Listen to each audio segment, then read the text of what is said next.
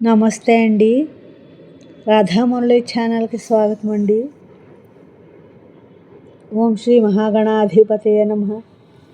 ఓం శ్రీ గురుభ్యో నమః. ఓం సరస్వత్యై నమః.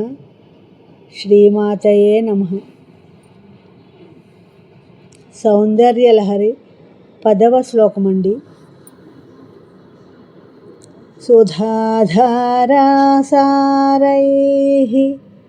చరణయుగళాంతర్విగలితైః ప్రపంచం సించంతి పునరపి రసామ్నాయమహసః అవాప్య స్వాం భూమిం భుజగనిభం అధిష్టవలయం స్వమాత్మానం కృత్వా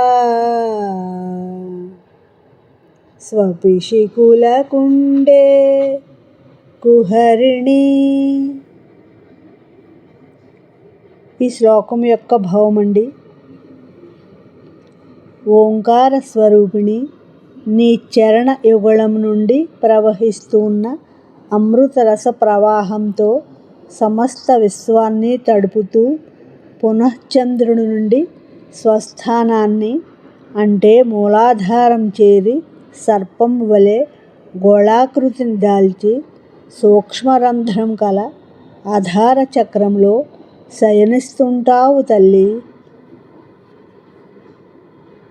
నా ఈ శ్లోకం మీకు నచ్చినట్లయితే లైక్ చేయండి, షేర్ చేయండి, సబ్స్క్రైబ్ చేయండి.